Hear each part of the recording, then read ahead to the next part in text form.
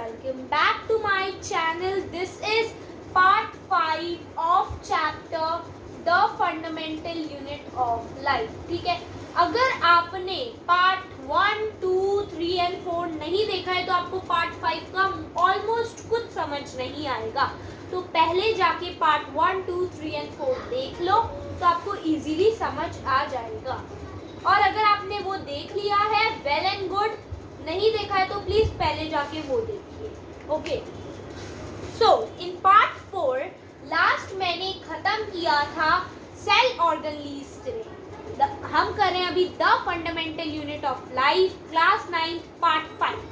Okay, so last मैंने किया था सेल ऑर्गेनलीज में यूकैरियोटिक सेल्स में सेल ऑर्गेनलीज होती है. एक बारी मैं सेल ऑर्गेनलीज फिर से बता रही हूँ क्योंकि अभी हम सिर्फ सेल ऑर्गेनलीज के बारे में पढ़ेंगे जैसा कि मैंने लास्ट वीडियो में भी कहा था. सो सेल ऑर्गेनलीज, ठीक है, अभी हम पढ़ेंगे कुछ तरह की सेल ऑर्गेनलीज के बारे में. सेल ऑर्गेनलीज सेल के अंदर सारे फंक्शन, सारी एक्टिविटीज करती हैं. सेल ऑर्गेनलीज सिर्फ यूकैरियोटिक सेल्स के अंदर होती है, यानी कि मोस्टली ह्यूमन सेल्स के अंदर होती है, एनिमल सेल्स के अंदर होती है. ठीक है, ये तो हो गया सेल ऑर्गेनलीज. अब हम आ जाते हैं different types of cell organelles. आज मेरे हिसाब से अगर ये ऐसे ही चलता रहा तो ये last part 5 will be the last of this chapter और फिर ये चैप्टर खत्म हो जाएगा. ठीक है, तो फर्स्ट ऑर्गेनली है, first cell organelle is endoplasmic reticulum. इसका नाम थोड़ा बड़ा है जो टफ लगे but it's really easy and interesting. Reticulum, ठीक है, जिसे हम ER भी बोलते हैं. ER, ठीक है, हम इसे ER भी बोलते हैं. सो the endoplasmic reticulum is a large network of membrane bound tubes and sheets. तो ये जो है शीट से बना है, ठीक है, शीट से बना है.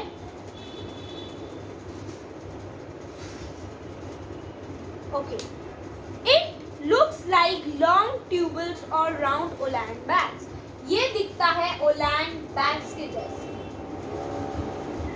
ठीक है, okay, so the ER, that is endoplasmic reticulum membrane, तो ये एक्चुअली इसके पास भी अपनी एक मेम्ब्रेन है जो बिल्कुल प्लाज्मा मेम्ब्रेन की जैसे दिखती है. ER मेम्ब्रेन, इसकी मेम्ब्रेन को हम ER मेम्ब्रेन बोलते हैं जो काफी सिमिलर है प्लाज्मा मेम्ब्रेन से. ठीक है, ये समझ आ गया,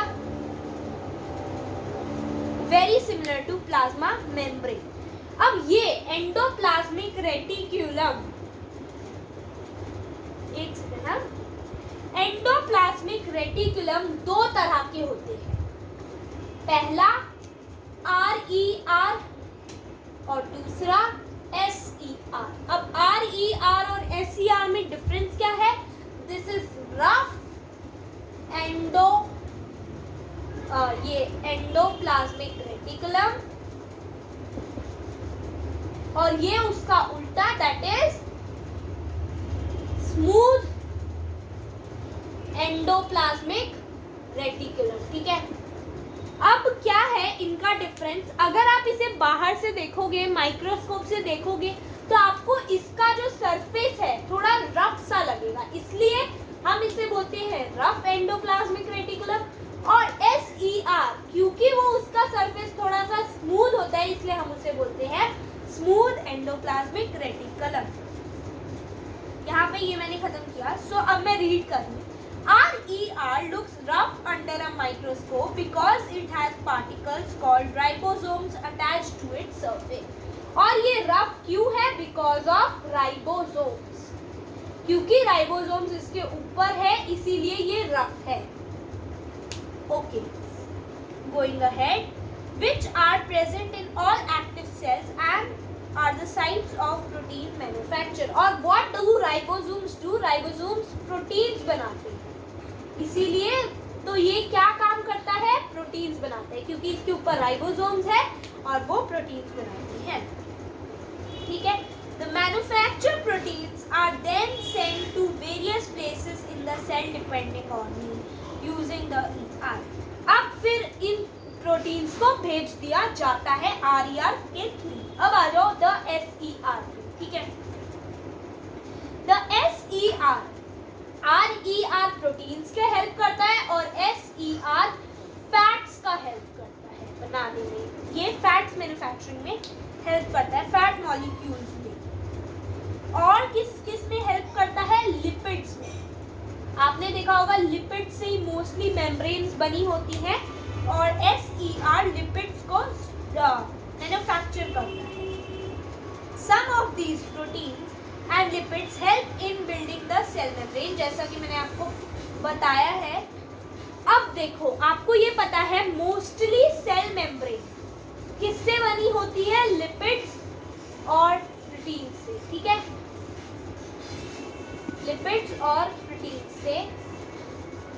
और इसी सेल मेम्ब्रेन को, यानी कि जब ये सेल मेम्ब्रेन लिपिड और प्रोटीन से बन रही होती है थ्रू SER, उस प्रोसेस को हम बोलते हैं मेम्ब्रेन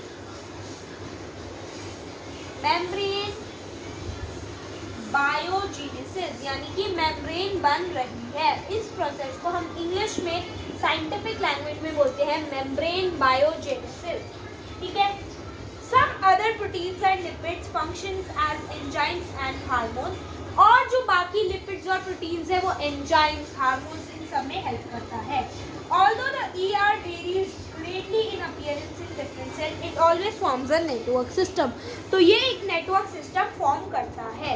चलो अब आगे बढ़ते हैं।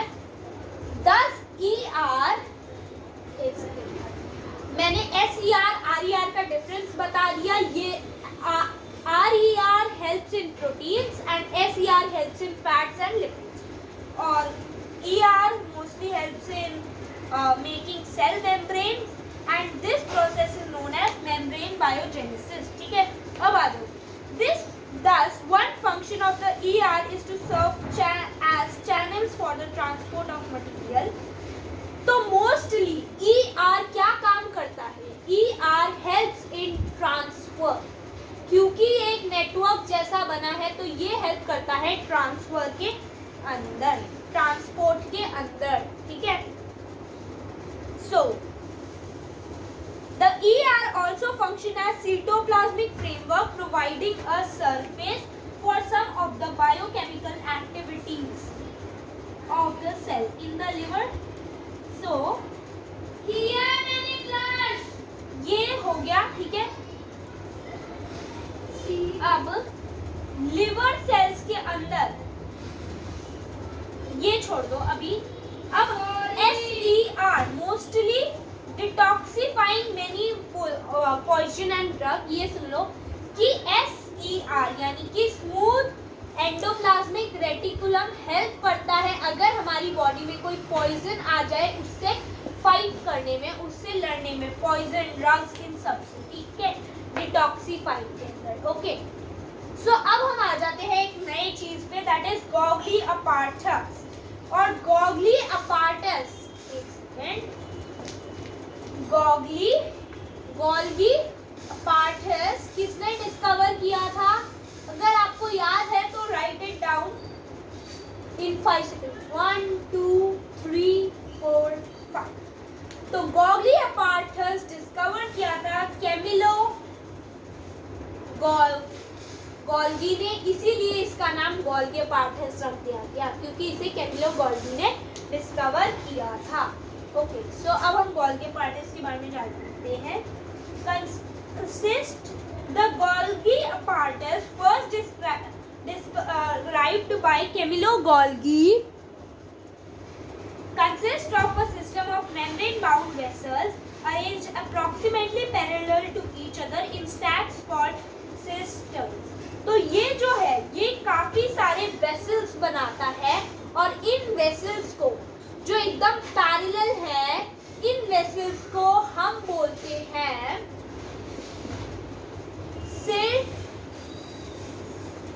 सिस्टर्न्स। ओके, इसे हम membranes often have connection with the membranes of ER. तो ये ER से भी connected है and therefore constitute another portion of complex cellular membrane system.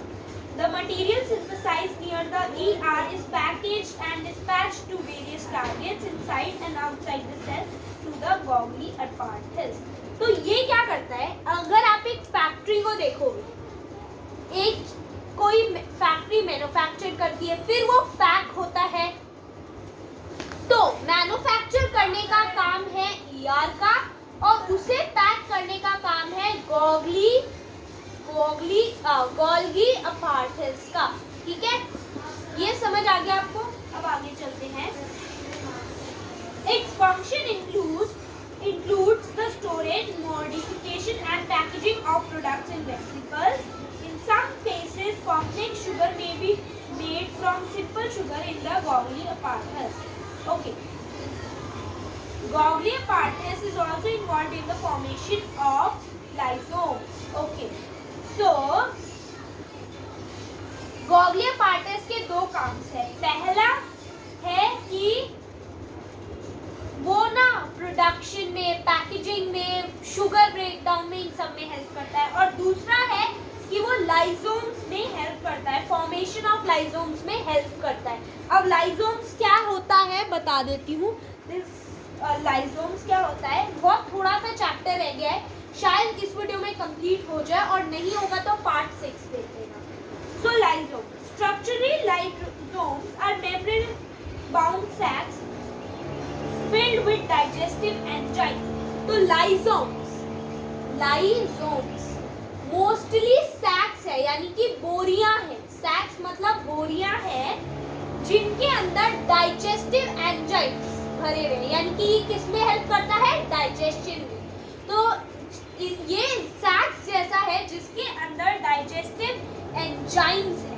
Okay, digestive enzymes है और these enzymes are made by RER. तो ये एंजाइम्स बने किससे हैं, यानी कि ये डाइजेस्टिव एंजाइम्स बनाए हैं RER, यानी कि रफ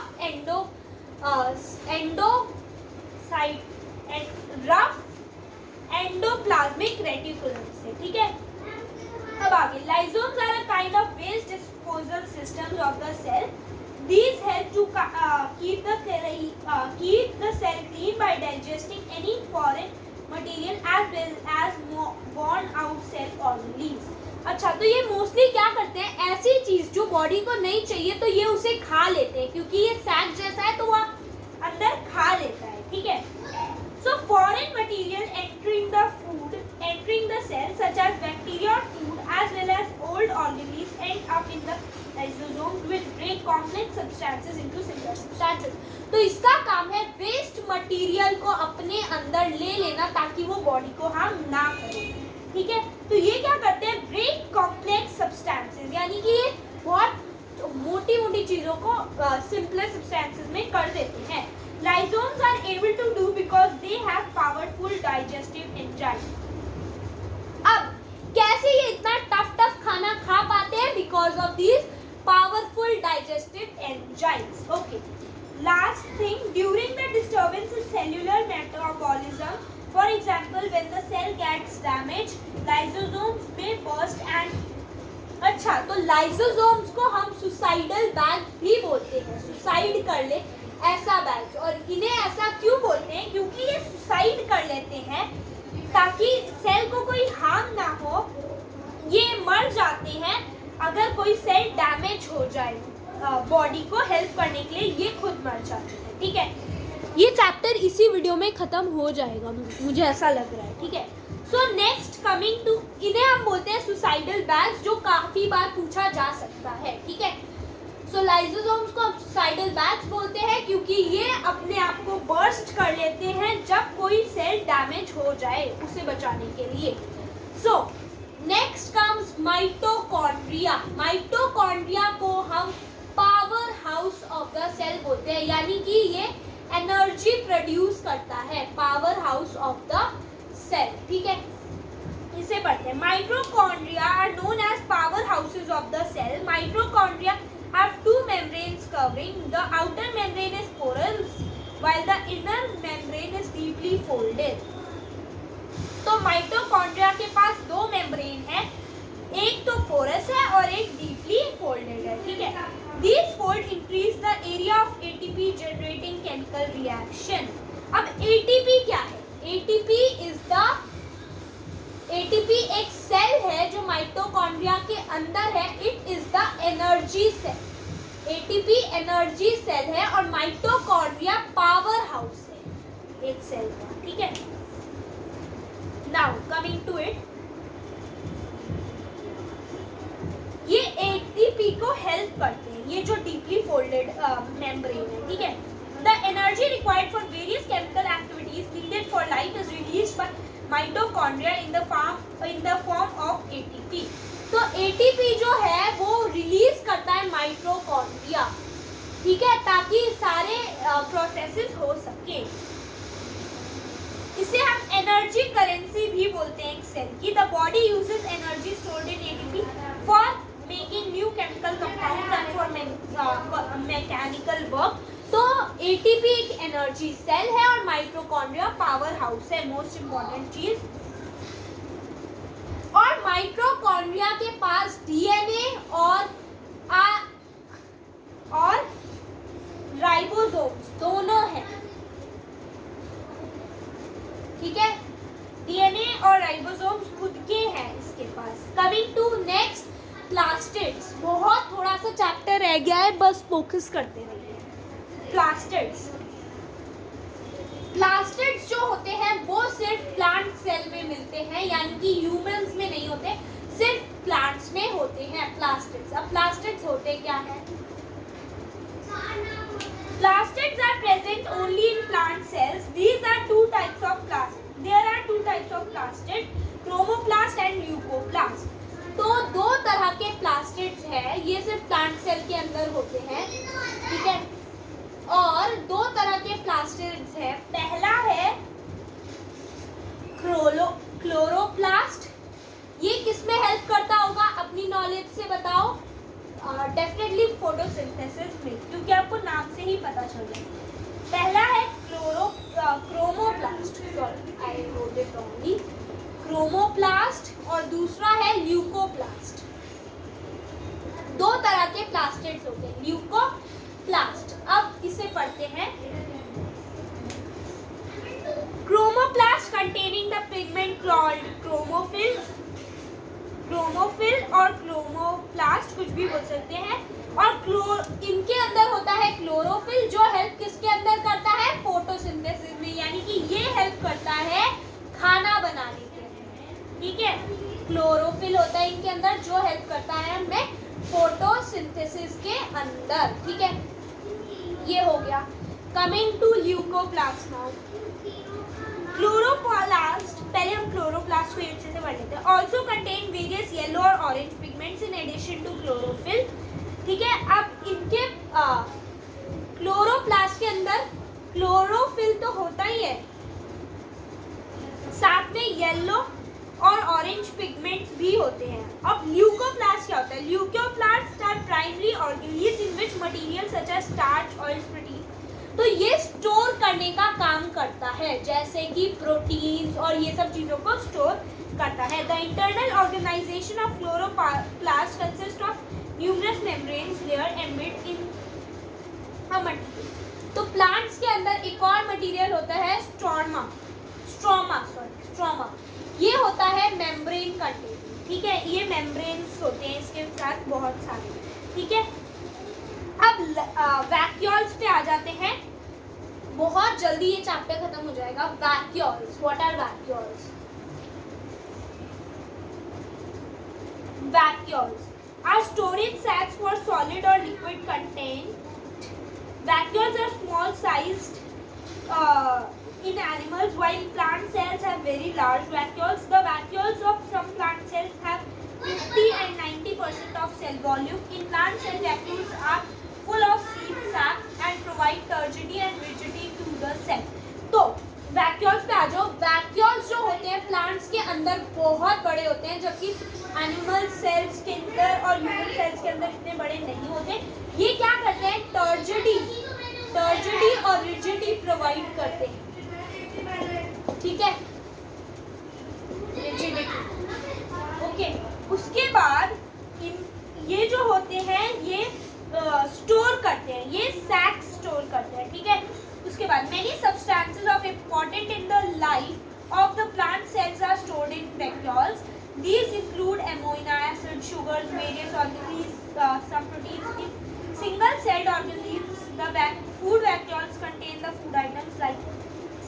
Okay, so mostly ये काम करते हैं स्टोर करने का फूड को, ठीक है, इन प्लांट सेल्स और इन अबोइबा, ठीक है, ये तो हो गया। अब each cell thus acquires its structures and ability to function because of organization of its membrane and organelles in specific ways, ठीक है।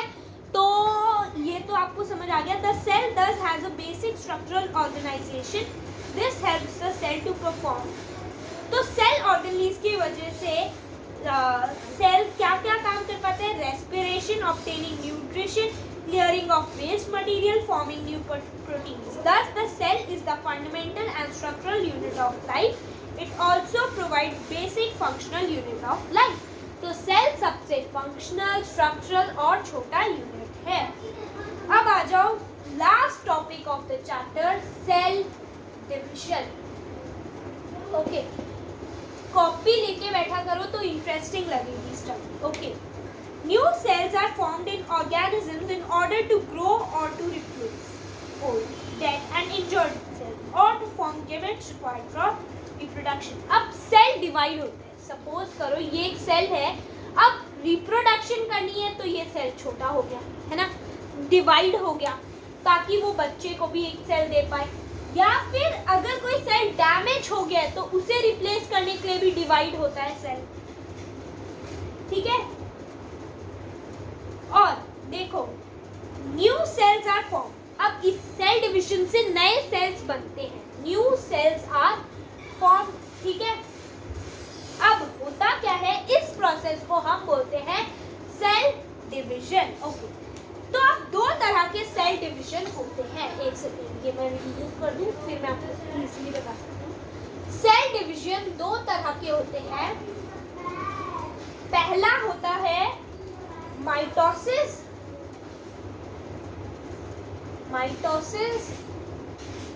और दूसरा होता है मीटोसिस, मियोसिस। ओके, दो तरह की होती है। The process of cell division by which most of the cell divide is mitosis. तो मोस्टली इससे सेल डिवीजन होता है, ठीक है। In this process each cell called mother cell divides to form two identical daughter cells. The daughter cell have the same number chromosomes as mother cell. It helps in growth and repair of tissue. तो mostly mitosis होता है। अब क्या होता है, mother cell divide होता है। देखो ये पिक्चर देखो तो आपको माइटोसिस समझ आ जाएगा। तो मदर सेल डिवाइड होता है दो डॉटर्स के अंदर, तो आधा इसको मिला आधा इसको मिला, इसलिए सेम लगता है, काफ़ी आइडेंटिकल होता है, इसे हम माइटोसिस बोलते हैं। And the last is specific sales of reproductive organs और tissues in animals and plants divide to form gametes which after fertilization give rise to offspring. और इससे क्या होता है, ओके, सो माइटोसिस से क्या होता है, ऑफस्प्रिंग में फर्टिलाइजेशन, ठीक है, वो माइटोसिस करता है। When a cell divides by mitosis it produce 4 new cell instead of just 2। देखो जैसे कि माइटोसिस के अंदर आप देखोगे सिर्फ 2 सेल्स मिल रहे हैं, ठीक है, लेकिन मियोसिस के अंदर पूरे 4 सेल्स मिलते हैं, ठीक है। इस प्रोसेस को हम मियोसिस बोलते हैं। आज की वीडियो के लिए इतना ही, हमने ख़त्म कर दिया chapter the fundamental unit of life. अगर आपको कोई डाउट हो comment me down. Thanks for watching and please like share subscribe.